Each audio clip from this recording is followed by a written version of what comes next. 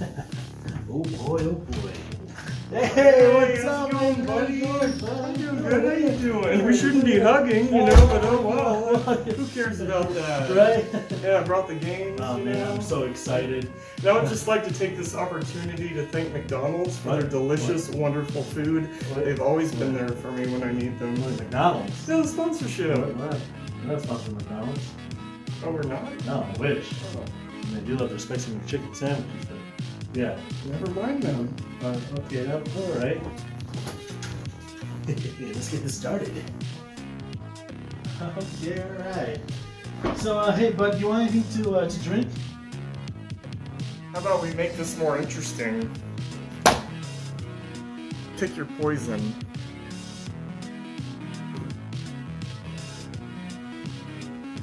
I'm good with whatever. Just you know what's best. Let's get this started.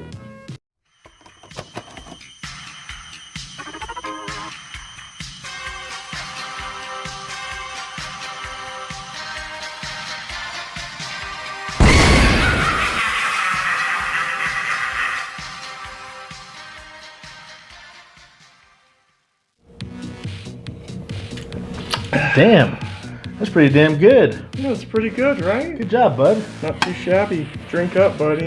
Don't mind if I do. Damn good. Hey guys, how's it going? Henry Frias Leon here, and today I have a special guest with me, Nathan Bornstein. and today we're going to be sharing our picks for maybe hidden gems or top 5 games that we're kind of proud of having in our collection. Now, these might be games that you might not have heard of. I know there's a couple games here that Nathan has and I never heard of, but I kind of noticed you have a lot of Dreamcast games here. Nathan, you want to elaborate on that? Oh yeah, Henry, that's pretty much the only system or console that I do actually have physical games of. And everyone knows the Dreamcast is the best console out there. I don't know why anyone is still arguing against that, but whatever. But yeah, I'm going to be talking about my top 5 games that I hold near and dear to me and that I consider to be very precious. So let's get into it. I'll tell you about my top 5 games. Fuck it, let's get into it. So the first game that I have on deck is called Omicron the Nomad Soul. And I'm not sure if you can see this, the camera's kind of far away, but that is in fact David Bowie. David Bowie? Yeah, David Bowie is in this game, and he also did the soundtrack for this game as well. And to be honest, Henry, I actually haven't beaten this game. I actually haven't even gotten 3 hours into this game, but I still consider it to be a fantastic game just because of the aesthetic of it. It is fantastic, and I'm sure I would love it even more if I were to play it more, but that remains to be seen. I probably have over 80 games in my collection, and I probably haven't played 50 of them. It's just a collector's type thing, and I really need to get my shit together and start playing some more games. But yeah.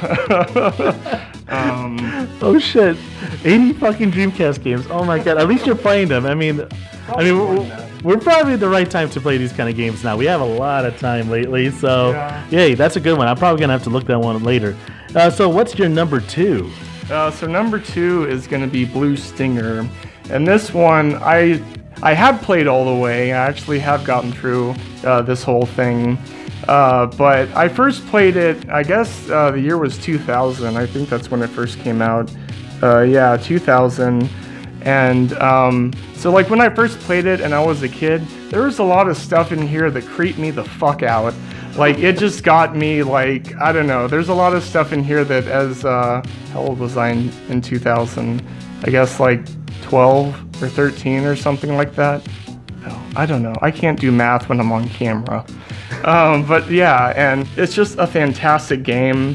There's these really creepy creatures that are in it, and they look like spiders, but they're humans, and they have these really messed up faces, and it's awful. If you haven't actually seen any gameplay from this, I highly suggest you go and check that out. Not right now, finish this, of course. Now, I played this one as well. I used to own it, and I really love this game. I know that the version that we got was a little different. They changed the camera to the behind the shoulder, where in Japan it was fixed angles, which unfortunately we didn't get it. You know what I mean? But another good thing, I also love this, is because it's another good contender for Christmas horror games. Yeah, definitely. The part like where you go into the science town or like the lab town, I think it's called, and everything is just like has this really cheerful Christmas vibe, and yet everything around you is just in like it's destroyed and there's a bunch of dead bodies lying around. It's such a good contrast. It's awesome. Yeah, I love it. There's a lot of Christmas music, like you said, it's very cheery, and they just like fist punching like these creatures and shit. Yeah. You know what I mean? There's just blood splattering everywhere. It's an awesome game, really. If you haven't checked it out, please do. Yeah. So my number 3 is going to be Project Justice, and this was actually the sequel to what was it called? Rival Schools. Yeah. And it's pretty much the same kind of setup, like the same like combat system. Like you're in like your own school, and like you have a couple of other people that you're fighting with, and it's really good. I think right now it's going for about like anywhere from like 200 to 250, so it is on the expensive side. But if you're able to get it at like 100, or you see it for 100, I would say snag that up, because it's probably only going to increase from here. But yeah, it's a solid fighter game if you're into fighters. So. Yeah, I completely agree. Unfortunately, games like this, we're not going to see really re-released. You know what I mean? If it hasn't been re-released in the last 10 years, then we might not. And the sad thing is, I mean, the fact that we have to say that if you see it for 100, snag it, because prices keep going up and up. I'm a little jealous that you have this one, because I do like Rival Schools, and then I remember us playing this like a year or so ago together, and it's a lot of fun. But again, it's a great fighting game, and that's a great choice. Yeah. It's kind of funny that you say that you're jealous, because actually you have a game that I'm pretty interested in, Henry.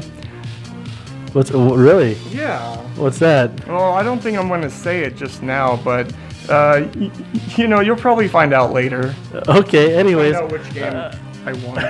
Okay. Well, what's your number 4? So my number 4, nothing to worry about, Henry. Okay. Okay. All right. Okay. Absolutely nothing. So my number 4 game is going to be Silver, and this is just a traditional RPG type of game. It's based on just kind of like the common tropes that like you see in RPGs, like, you know, like just like the magic and like the wizards and like the ogres, you know, stuff like that. It's pretty much traditional like RPG fare. But I first played this game, I guess like, I don't know, probably like 8 months ago. And I like the way that it feels, and it's like aesthetic and everything. It makes you feel like you're 12 years old again. And so I highly suggest this one. If you're looking for like a nostalgic fix that you're trying to get, this one is great. It'll like take you back to it'll take you back to like you're 12 years old again. That's really fascinating. You know, I saw another YouTuber kind of talk about this, because I never really played this before. I think his name is Metal Gamer Douche. I mean, Metal Gamer Dude. He really did talk about this game, and it looked kind of interesting to me. But yeah, that's really cool. I have to look that one up. Yeah, definitely check it out. So what's your I guess number 5 or number 1, whatever. We weren't really keeping track, but you know, whatever. These were not in any set order, even though I kind of made it seem that way. On the number 2, I was like, my top 2. I was like, wait, is it my top 2? Fuck it, games are games, and we love watching games. Yeah, you know. So I would say this one definitely contender for my top 2, if not my top 1, and that is Resident Evil Code Veronica. I also played this one in, I guess, 2000. Yeah, that's when it came out, 2000. And the scene, spoiler alert, the scene like where you find Steve's dad, and like his dad is a zombie, and he just like, you know, shoots the shit out of him with an Uzi. He's like, "Father!" that part kind of fucked me up as a kid. I was like, damn, that's pretty heavy, you know? But yeah, definitely, probably my top 1, I would say. This game is very close to my heart. Yeah, it's not a bad choice. I really love that game too. Actually, that was probably my second Resident Evil game that I tried playing. I actually purchased it. I think maybe I was like, at the time, maybe 11 or so, or 10. And it was on the PlayStation 2. It wasn't on this, but I remember it was the first sequence where everything blows up and you're getting out of the cell, and then these zombies emerge from the ground, and that fucking scared the shit out of me because I didn't know what to do, and that was as far as I got when I was a kid. But no, that's a great choice, dude. I love Resident Evil, and Veronica, dude, seriously, Claire Redfield, she's becoming one of my favorites so far. Yeah, Claire's the best. I love Claire. All right. So let's get into mine, I guess. Okay, so I actually didn't put these in order, but then again, I guess we're not really doing this in order. But for sure, this one I'm really loving so far. It's called Rising Zan Samurai Gunman. A lot of people don't really know about this, which I'm really sad about because I feel like this game's ahead of its time. I mean, it mixes Western and then Samurai. West meets East. It's really good. It reminds me of like God Hand and Samurai Western a lot, but it has a lot of sense of humor, just like God Hand. But it has like the combat system and the fast pace and like blood spraying everywhere, just like Samurai Western. It's a lot of fun, and not many people know about this, but it's so fucking hilarious. I mean, even the main theme is really funny. I mean, it's kind of different from the Japanese version, but the character, he's such a goofball. He tries to act cool, but everybody around him is not buying it whatsoever. But if you can find this, please pick it up or look it up first if you're really curious. But definitely check this out. It's super fucking underrated. Rising Zan, Samurai Gunman. It's kind of funny that you said God Hand, because you just showed me probably like 20 minutes ago, and there was a very gratuitous spanking scene in God Hand, and that was interesting. And here's my number 2. So my number 2, I know a lot of people aren't a really big fan of this. There's like a certain crowd that actually do like and appreciate it, and that is Clock Tower 2: The Struggle Within, also known as Clock Tower Ghost Head. I actually really start growing to love this game. I love the story. I love the atmosphere. I hate saying this, but I kind of preferred the story in this one than the other Clock Tower that came out previous to this. And I mean, it just has a lot of personality. Yes, it's a little difficult, and yes, there's one moment in the game in the beginning, if you don't trigger a certain moment, it kind of breaks the game towards the end, and you get kind of stuck. So that's why you got to be careful. But I mean, when you do it, you just got to make like a statue start walking in the beginning, and you're golden. But after that, I mean, yeah, there's some like kind of like some faults, some like janky like moments where you have to like defeat these kind of zombie creatures with one fire hydrant. But you know what? If you can look past that, you're gonna have a lot of fun with this weird ass fucking game. Like, it's super weird, but it doesn't get enough love. Sadly, it is getting really, really rare, and which is really, really sad to me. But if you can, and I hate saying this, if you can emulate this, go ahead, try this any way you can. Maybe it's on Steam, I'm not sure, but if it is, try it out. I mean, what are you gonna lose? You know what I mean? But also look it up too. Look it up first. I mean, we always try to say that to people before you go out trying to find these games. Try looking it up if it even interests you. If it doesn't, then don't even bother. You know what I mean? That's just me. That's just us. Yep. But yeah, I'm gonna pick this for my number 2. Also, if you're having like any difficulty with it, I guess you could just look up a walkthrough, right? You know? Yeah, that's what I've done. Yeah, that's what I've done too. There's a couple months I've been stuck, and I mean, I don't mind having different endings or bad endings, but I'm the kind of person who just wants to get the good ending first, and then I like to explore the rest and unlock everything else. You know what I mean? But I'm like a completionist in a way. In that way, I mean, I don't try to get every other secrets when I'm playing it through the first time, but of course, after that, after I beat it with a good ending at least, I like exploring it again the second time. But yeah, walkthrough always helps. Yeah. Yep, I'm a cheater for sure. Cheater for sure. So my number 3, I recently just got this, I don't know, a couple of weeks ago or so, and I already beaten it. I already maxed out my characters, and I'm trying so hard to unlock this one person. So damn hard, and that is Onichibara Origin for the PlayStation 4. I love this game so far. I love the music. I love the new look. This is a remake of 1 and 2 from the PlayStation 2 back in the mid-2000s, and they did a beautiful job. To me, it kind of reminds me of the remake, and this is kind of a weird comparison, but the remake of Metroid Zero Mission. You know, it was beautiful. It just did it right. It's a good game to start off if you don't want to go through all the clunky and jankiness of the original Metroid for the Nintendo. So this is the same way for me. It just gives it a fresh coat of paint, perfects the combat. It's very, very smooth. You know, and of course, it's not going to have as much of the unlockables like the previous games because this is a remake. You know what I mean? It's a good, like, if you want to start somewhere where it all started in the first place. Unfortunately, you can only get the physical if you're looking to get the physical imported. If you get the Japanese, be careful, it's not translated. But if you go to like China, or like if you look through China or Korea, they have it dubbed and subtitled in English.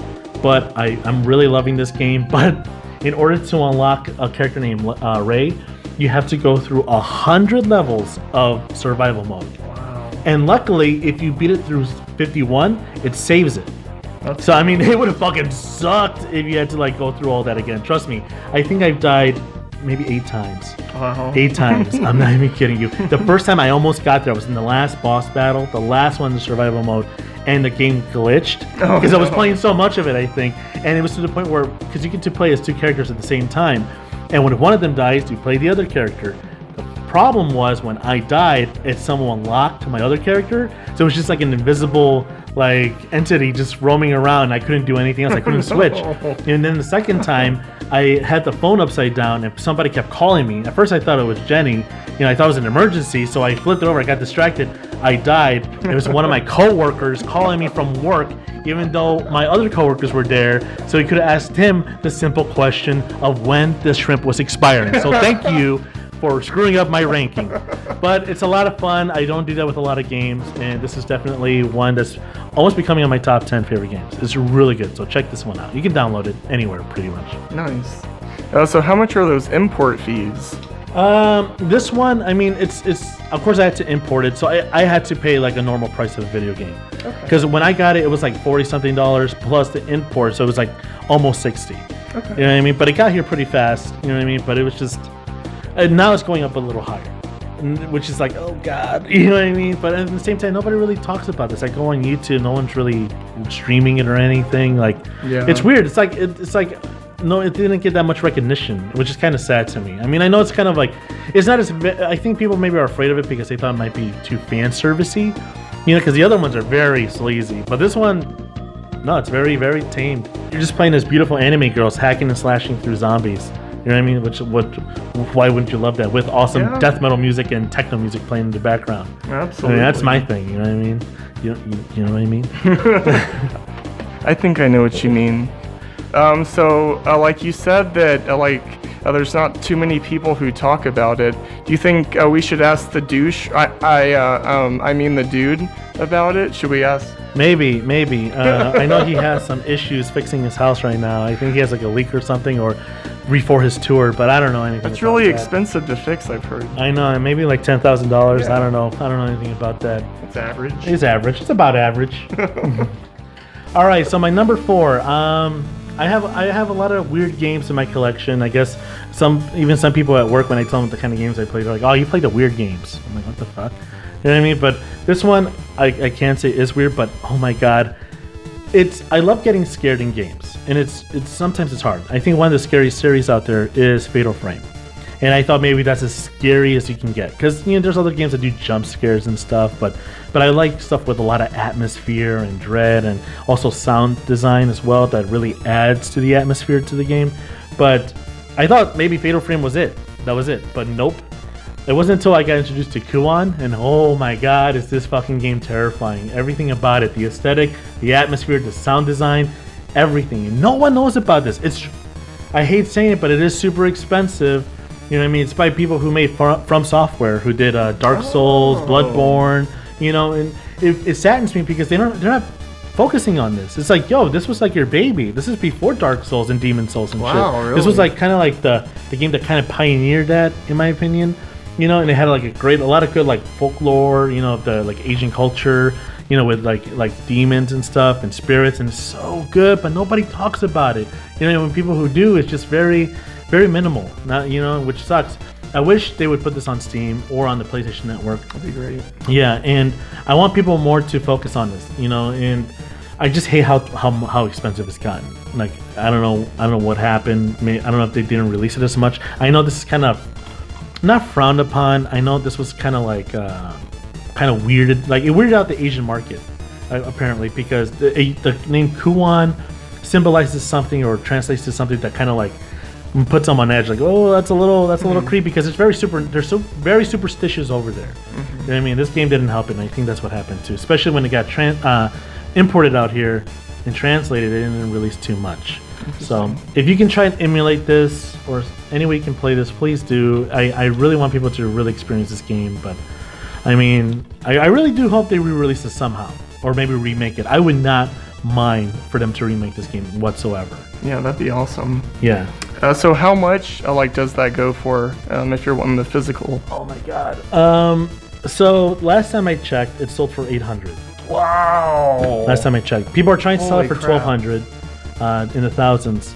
I still have I have the receipt when I first bought it, you know, for $51. Wow. And the only reason why I got it again, thanks to John, I traded my tapes. I was a huge tape collector, as you can tell a little bit. It's getting more and more low, but I traded some of my rare tapes, trade for trade. And I think that's like the best way for people to do who are collectors as well. Oh, yeah. Especially in the horror genre, the horror community, they like doing these kind of trades and stuff. But man, oh man, I lucked out. That's all I can say. I lucked out. And thank you again. Thanks a lot, John. Thank you. That's awesome. Yeah. So my number one, I love this game. It was a great experience. I beat it around Christmas week, you know, and that is D2. It's my Dreamcast game. You know what I mean? I love this game. So proud of you. Thank you. I really love this game. It's one of the rare few games that made me like yell at the screen from how shocked I was, yelling at it and laughing, like how insane it is. Just clapping. If I clap during a game, you know, that's when you know you did a good job. Because I love when they do that. I love when they really like drag you into the experience, and this is definitely an experience. I mean, they combine FMV videos, you know, full motion videos with point and click adventure, with third person survival horror, with first person arcade shooter, with some elements of RPG. You know what I mean? It's insane with concepts of X-Files, with The Thing. Like it's just a crazy game. There's a lot of weird shit that happens in this game, and it's a great experience. And it's a great Christmas horror game. It's a great Christmas horror game, and a New Year's game too. At that too. There's a lot of weird shit that happens. 4 discs. There's a lot of things that go on in this game. It's not too long, but there's just so much going on. You know. But again, it's a perfect game. It's almost like I always tell people that they should play this along the side of Deadly Premonition. They play Deadly Premonition first, since that takes place during the fall, and they should end it with D2, because D2 is a weird experience just like Deadly Premonition. And that's my number 5 or number 1 or whatever for this pick. So yeah. Nice. So is that by the same developer that did Deadly Premonition? No, it's not. Sadly, the creator of D and D2 and Enemy Zero, I believe, that was like a side game on the Saturn, he passed away. And those were his games. Another thing that he did very innovative was he had game actors. Like he had certain these were all the game characters. It was like they were like actors for him. So he would keep using them in the games. Oh. They would have the same names, but they would be playing different characters. But it was the same, like Laura and D, Laura and Enemy Zero, and Laura and this. It was really weird that he had his own digital actors, which is very interesting. And I thought it was a really neat premise and stuff. But no one's really done that before either. And now people use real actors, you know, in the games, but nobody created their own digital actor to star in their other games. Huh. It's really interesting and ahead of its time, in my opinion. Yeah, that's a cool concept for sure. Yeah. So so that was our top pick, and thank you, Nathan, so much. And that's weird. I don't. Feeling okay there? I don't know. I feel a little weird. To get you another drink or anything? No, man. I feel all right. You know what? Here, I'll be right back. Okay. I'll be right back. Yeah.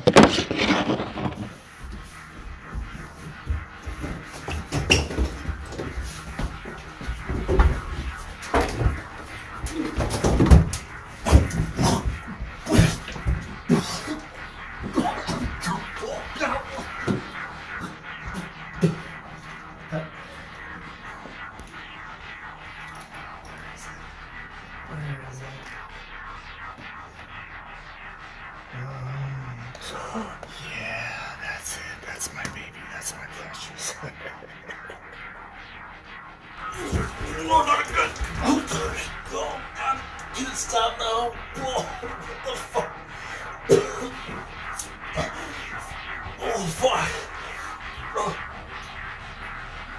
Hey, Henry.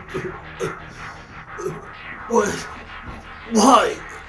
So I guess you didn't want me to get this, huh? Your precious favorite game? What? It's just sneaking.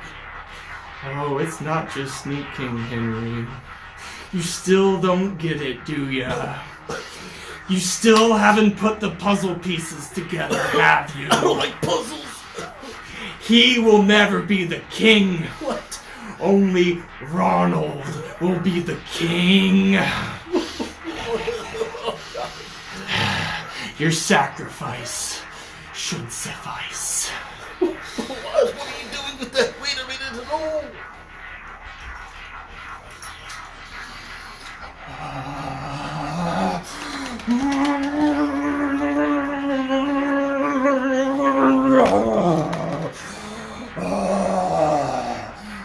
Is this sufficient? Have I pleased you yet?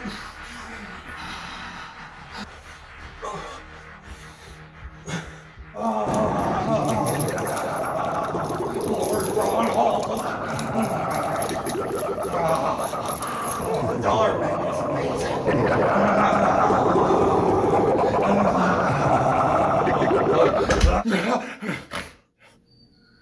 What the hell? Rock and roll McDonald's. Rock and roll McDonald's. Rock and roll McDonald's. Rock and roll McDonald's. McDonald's will make you fat. They serve Big Macs. They serve quarter pounders. They will put pounds on you. Rock and roll McDonald's. Rock and roll McDonald's.